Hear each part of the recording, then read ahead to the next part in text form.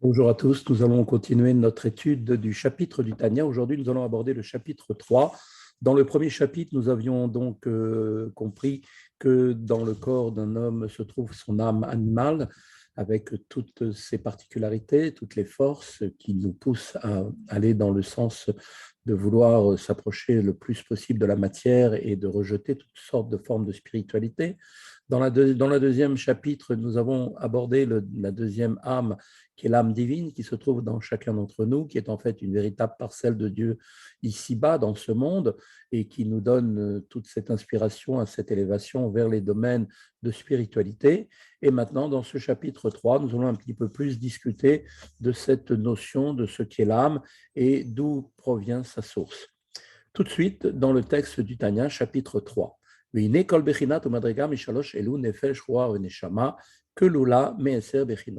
nous dit l'Admor Azaken, chacun des trois niveaux que sont le Nefesh, Ruach et Neshama est composé de 10 facultés. En fait, il ne faut pas prendre le mot faculté au sens propre, car l'âme étant bien évidemment de par définition indéfinissable et indivisible, donc l'âme n'est pas composée de 10 facultés, que Dieu préserve, mais plutôt s'exprime ou se manifeste à travers celle-ci, car l'âme, bien évidemment, est essentiellement donc indéfinissable de par nature.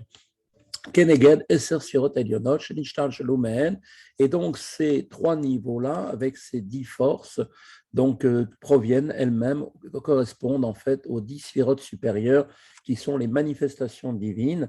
Les 10 sphirotes sont décrites donc plus en détail dans le chapitre de Yigret HaKodesh, quatrième partie du Tanya, et dans d'autres textes. Et là-bas, donc, on nous expliquera que les sphirotes sont au nombre de 10 sphirotes supérieures, manifestations divines, dont elles sont issues à travers l'ordre de l'enchaînement des mondes. Anich lekot leshtaim, et lesquels ces 10 sphirotes sont divisés en deux catégories générales, donc deux groupes bien distincts, Shem, Sholosha, Imahot, Vesheva, Tfulot. Ces deux catégories sont les trois mères, les mamans en quelque sorte. Trois de ces sphirotes sont appelées mères. Pourquoi? Car elles sont la source des 7 autres sphirotes, et les 7 doubles, les 7 autres sphirotes sont les 7 attributs divins appelés doubles, car chaque attribut émotionnel se manifeste sous deux aspects, comme cela sera expliqué par la suite. Pirouche, Chochma, Bina, Vedaat, Veshevat Yeme, Abinyan, Achesed, Gvura, Tiferet, Froulé. Chochma étant, bon, bien évidemment, la sagesse, le niveau de la partie intellectuelle, Bina, la compréhension, et Da'at, la connaissance. Ce sont donc les trois sphirotes appelés les mères, et ensuite il y a donc les 7 doubles, que sont les 7 attributs émotionnels, appelés aussi les 7 jours de la création, qui commencent par la sphira de Chesed, la bonté, Gvura, la sévérité, Tiferet, la bonté, etc. Les 4 autres sont Netzach, la victoire, Od, la splendeur, Yesod, le fondement, et Malchut, la royauté. Ces 7 attributs sont appelés les 7 jours de la création, car c'est par leur intermédiaire que Dieu créa le monde. Chaque jour de la création se manifesta donc un attribut divin particulier. Le premier jour, Chesed, fut prédominant, le second, Gvura, et ainsi de suite. Et bien, de même que les 10 sphirotes sont divisés en deux catégories générales, ainsi, de même, les 10 facultés de l'homme sont elles aussi divisées en deux catégories générales que l'on appelle Sechel, l'intellect, et Midot, les facultés émotionnelles. Un Sechel, pour commencer ce premier groupe, on va parler du Sechel. Le Sechel lui-même, Kolel, Chochma, Bina, Vedahat, contient les trois donc, catégories que sont les trois facultés intellectuelles, Chochma, Bina et Dahat, et ensuite, bien sûr, Amidot, En, Ahavat, Hashem, Parado, Virato, Lifaharu. Et ensuite, donc, dans la deuxième catégorie, des facultés émotionnelles qui portent les mêmes noms que les 7 sphirotes qui leur correspondent, Chesed, Gvura, sont la réalité en nous de l'amour de Dieu, la peur et la crainte de Dieu, la glorification de Dieu, etc. L'amour et le chesed, la bonté, sont liés parce qu'ils sont respectivement l'aspect intérieur sentimental et l'aspect extérieur dans la pratique du même trait. Exemple, on a un amour du prochain et donc cela va se traduire concrètement par lui donner, de faire un acte de bonté. Ça peut être une tzedaka ou lui rendre service, etc. La peur et la crainte de Dieu correspondent à Gvura parce qu'elles sont elles-mêmes son aspect intérieur. Vechabad nikrao amot, imahot, pardon, ou mekor la midot, ki amidot en toldot chabad. Chabad, les facultés intellectuelles, sont appelées les mères, comme nous avons dit, et sont donc la source des midot, les facultés émotionnelles, car les midot naissent de Chabad. À ce point, il est important pour nous d'expliquer brièvement la fonction des facultés de Chochma, Bina et de Da'at, dont l'acronyme est Chabad, mentionné à plusieurs reprises d'ailleurs dans les chapitres qui suivent. Chochma, eh bien, est également appelé aussi Barak Amavrik, l'éclair qui illumine. En fait, c'est ce qui produit le premier éclair de l'intellect par lequel eh bien, on s'aperçoit de l'idée et de ce qu'elle a d'essentiel en son point séminal. La construction interne, le contenu détaillé de cette idée, cependant, se tient encore comme en réserve et n'apparaissent pas dans leur transparence. La chassidoute utilise l'image d'un point qui comporte une longueur et une largeur sans que celles-ci apparaissent à l'évidence. Ainsi tendu vers la solution d'un problème, perçoit-on d'abord dans un éclair intuitif qu'il peut être résolu par tel mode de raisonnement. À cet instant, les détails de la solution effective sont encore ignorés. Pourtant, on sait d'ores et déjà que le principe en est découvert. Ensuite intervient la faculté de Bina, la compréhension. Entre alors en jeu par le truchement d'une profonde réflexion. L'idée, à ce moment-là, s'éclaircit, ces détails apparaissent et se cristallisent en nous jusqu'à ce qu'elles deviennent parfaitement claires.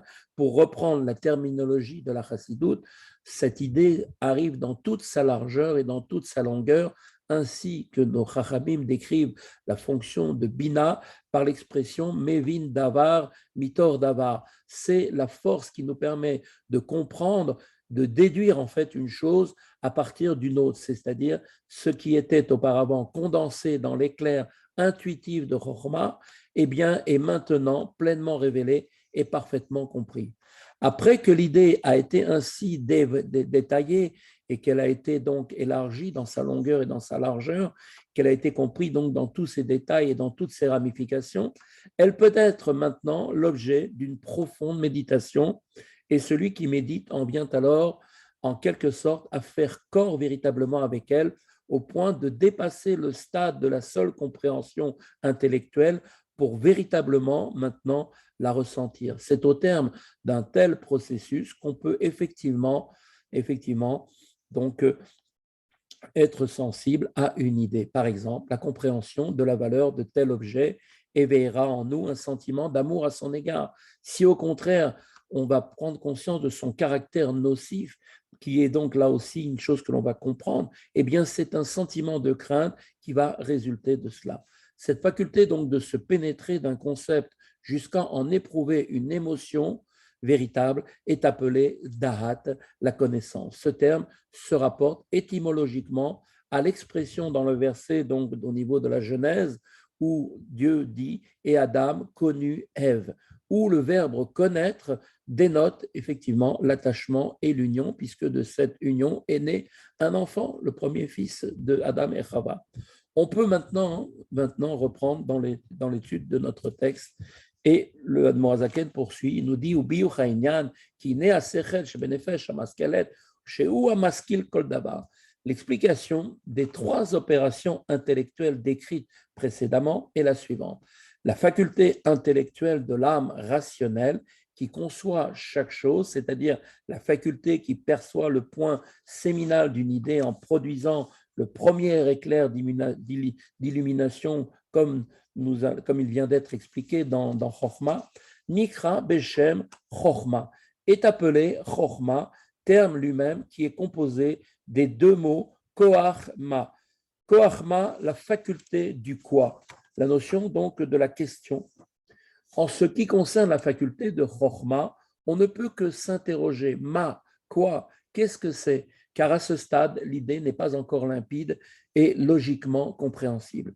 Ensuite, dans le processus intellectuel que chez Motsi, Kocho et la Poël, quand il s'exprime, il exprime cette idée condensée de l'état potentiel dans lequel elle était dans Chokhmah à l'état effectif, c'est-à-dire qu'il réfléchit au moyen de son intellect sur le point séminal de Chokhmah pour le comprendre dans sa plénitude. En d'autres termes, sont pensés l'ensemble des détails qui constituent la totalité de l'idée particulière, comme on l'avait dit, en sa longueur et en sa largeur. Ces deux métaphores traditionnelles ont en fait un sens précis. La longueur fait référence à l'étendue d'une idée lorsqu'un concept profond est amené à un niveau où il peut être plus aisément compris, par exemple au moyen d'une parabole, on dit qu'il a été étendu et il est ainsi devenu plus intelligible pour celui dont l'esprit est moins agile. Une seconde parabole expliquant la première peut être nécessaire. Le concept sera alors encore plus, bien évidemment, davantage étendu. Ainsi était-il de Shlomo Amelech, le roi Salomon, dans les rois, comme il est dit, qu'il donna lui-même 3000 paraboles. La sagesse de Shlomo Amelech était si subtile qu'il devait donner 3000 paraboles pour expliquer une seule de ses pensées. Une parabole pour expliquer le concept lui-même, une seconde parabole pour expliquer la première, pour en arriver ensuite, au fur et à mesure, à 3000 paraboles, exemple qui illustre effectivement la notion de longueur d'une idée. La largeur d'une idée signifie quant à elle la multitude des détails qui la composent, ainsi que ses ramifications et corollaires. Par exemple, la logique qui sous-tend une règle halachique concernant les lois de cacheroute peuvent également trouver une application dans les lois relatives aux litiges financiers. C'est là la signification du mot leashuro, pleinement comprendre le concept intellectuel dans son intégralité, dans sa longueur et dans sa largeur. Ou les homko, et ainsi, quand un homme médite sur une idée dans sa plénitude et dans sa profondeur, mitor eizodava chochma amuskal besichlo, à partir du concept conçu en son intellect, en d'autres termes, lorsqu'il comprend de façon détaillée ce qui n'était avant sa réflexion qu'un point imprécis de chochma, nikra, bina, eh bien, cela est appelé bina, le deuxième stade. Bina est la faculté qui est en fait celle qui analyse les détails de chaque concept et les comprend pleinement en profondeur. VN et ils eux-mêmes, c'est-à-dire Chorma et Bina, sont donc appelés aussi Av VM, le père et la mère, qui à eux deux, Molidot, Avat Hashem, Beirato, Pachado, qui ces deux vont engendrer l'amour pour Dieu, ainsi que la crainte, Yira, et la peur, Pachad, à son égard. Qui a sechel chez Benefesh Amaskelet, car lorsque l'intellect de l'âme rationnelle médite, que chez Mitbonen ou Mahamik Meod Begdulat Hashem, eh bien, qu'elle réfléchit très profondément sur la grandeur de Dieu, ou Memale Kolalmim, comment Dieu emplit tous les mondes, c'est-à-dire comment Dieu anime l'ensemble de la création avec une lumière, une force vitale immanente, tout comme l'âme pénètre et donne vie à chaque membre du corps, une force vitale divine qui emplit chaque créature et s'unit avec elle, s'adaptant à son être particulier. Mais Sovev Kolalmim, et comment Dieu enveloppe aussi par sa lumière, cette lumière enveloppe tous les mondes, comme il est rapporté dans le Zohar. Il agit également sur les mondes, Dieu, par une lumière, une force vitale divine trop élevée pour être reçue intérieurement. Et cette lumière, donc tellement haute, transcende et exerce malgré tout une influence sur l'ensemble de la création sans en être ressentie par ses créatures. Ou encore un autre aspect de la grandeur de Dieu, à savoir comment toute la création est considérée comme néant devant lui, comme cela est rapporté aussi dans le Zohar. Nolda, à partir de là, alors quand il médite et réfléchit profondément sur l'un de ces aspects de la grandeur de Dieu, à ce moment-là va naître en lui Nolda, Benitora Midatayira, la crainte à l'égard de la majesté va naître et est éveillé dans son cerveau et dans sa pensée, Bemarshafto. L'ira ou l'idboshesh, migdulato idbarer, c'est-à-dire qu'à partir de cette prise de conscience, la crainte et l'humilité devant sa grandeur, béni soit-il, va apparaître chez En la Sov et Tachlit, car il va prendre conscience que sa grandeur est sans fin et sans limite. En d'autres termes, un sentiment d'humilité et de honte se mêle à sa crainte de Dieu, à l'image de la crainte que l'on ressent en présence d'un grand sage ou d'un juste éminent, crainte qui se traduit toujours par un état d'humilité à son égard, ou par Had Hashem Belibo, et à ce moment-là, il va aussi engendrer en son cœur une peur de Dieu. Ainsi, la méditation sur la grandeur de Dieu éveille donc la crainte et la peur à son égard, et donc c'est une manifestation de l'attribut de Gvura, la sévérité. Mais chou, et ensuite, il n'en restera pas là. Itlaev libo be'ava aza kerash pe'esh. Et donc, cette contemplation donnera naissance à un amour pour Dieu qui donc est une manifestation de l'attribut de chesed, de la bonté, si bien que son cœur, après avoir ressenti cette frayeur, eh bien son cœur va maintenant, donc si on peut dire, s'enflammer d'un puissant amour pour Dieu, semblable à des flammes ardentes avec une passion, un désir, une envie et une âme languissante. Comme marqué dans le texte, et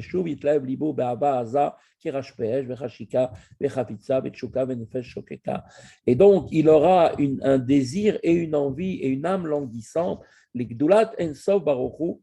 pour la grandeur de Dieu, béni soit-il. Chacune de ces expressions, flamme, ardente, passion, dénote un niveau d'amour qui est bien sûr de plus en plus grandissant dans le ressenti donc à l'intérieur de chacun.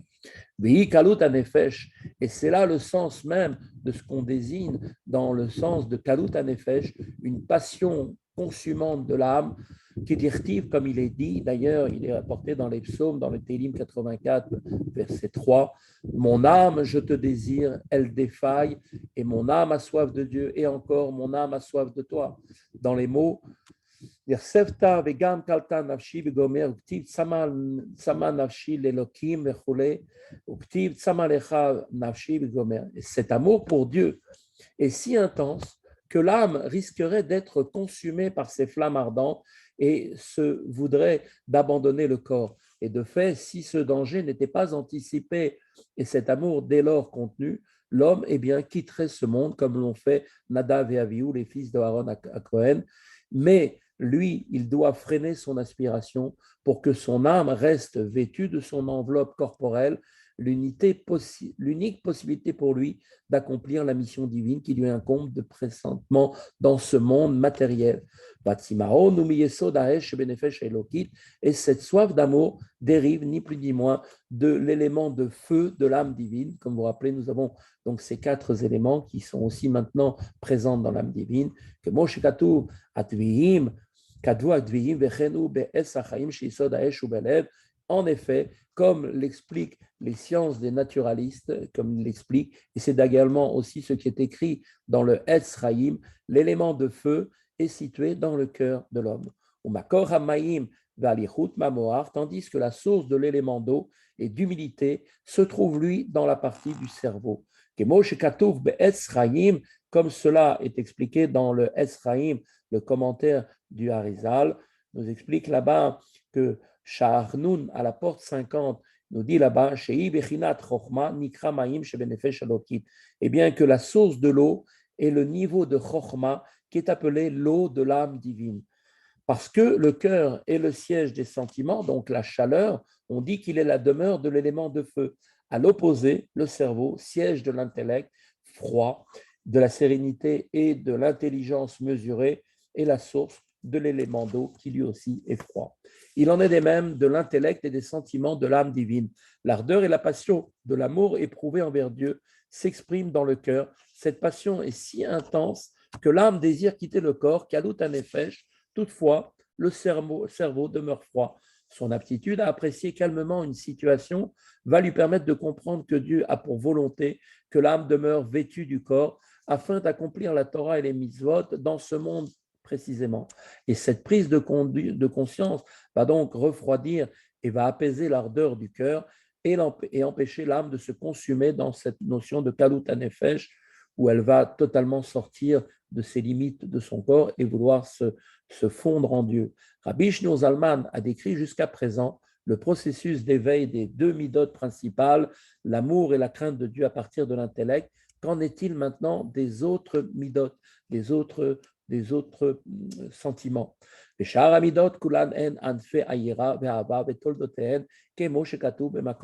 En réalité, les 5 autres midotes sont toutes des branches et des dérivés de la crainte et de l'amour. Elles naissent donc elles aussi de Chochma et Bina, comme il est expliqué par ailleurs. Ce qui a été jusqu'à présent donc expliqué nous explique pourquoi Chochma et Bina sont appelés maintenant le père et la mère des Midot, car c'est au moyen de la réflexion de Chochma et Bina que naissent ensuite les sentiments, les Midot. Tout comme la goutte de semence qui procède du cerveau du père renferme de façon comprimée et dissimulée tous les membres du corps de l'enfant. Le point séminal d'une idée comprend lui aussi, de manière voilée, tous les détails de cette idée, et à l'image de la mère qui, à partir de leur état d'abord dissimulé dans la goutte séminale, va révéler en elle les membres de l'enfant et les amène tous à un état d'achèvement. Ainsi, Bina va maintenant révéler au niveau de l'intellect, va étendre et va élucider le concept dans tous ses détails. Mais quelle est dans cette condition la fonction de Da'at? La question se pose, cette troisième faculté intellectuelle, que vient-elle faire? Eh bien, Da'at est elle aussi, comme il a été expliqué, mère et source des midot. Comment participe-t-elle au processus de leur naissance? C'est ce que nous allons voir maintenant dans le texte. Ve'adahat ou milashon ve'adam yada et chava ve'ulashon aikashrut ve'itchabrut.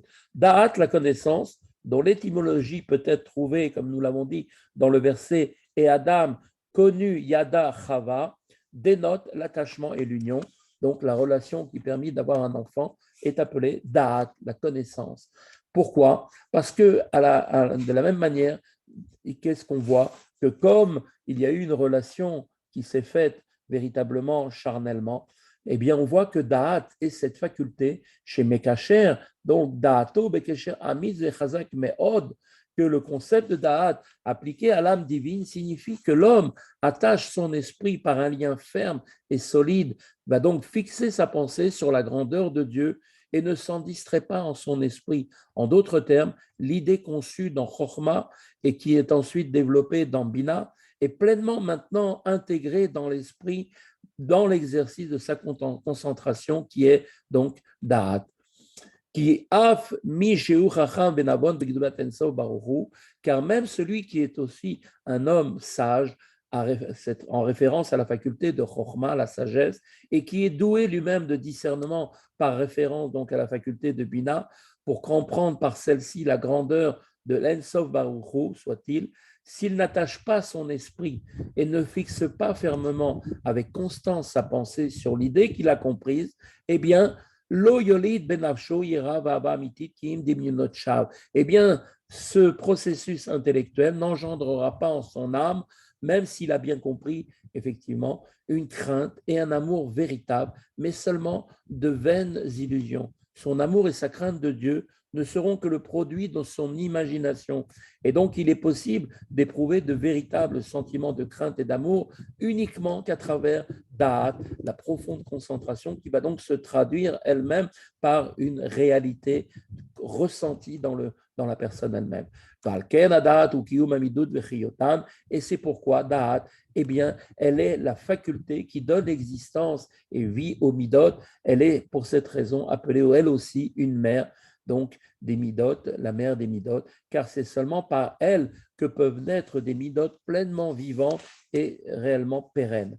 Vehu kolel chesed ugvura, pirouche ahava ve'anfea, ve'ira ve'anfea. Et comprend donc en elle chesed et gvura, c'est-à-dire l'amour et les midot qui en sont ses dérivés, ainsi que la crainte et ses dérivés. Voilà, c'est ici que nous terminons le chapitre 3 et avec l'aide de Dieu, nous continuerons avec un peu plus tard, la prochaine fois. Une très bonne continuation à tous. À bientôt.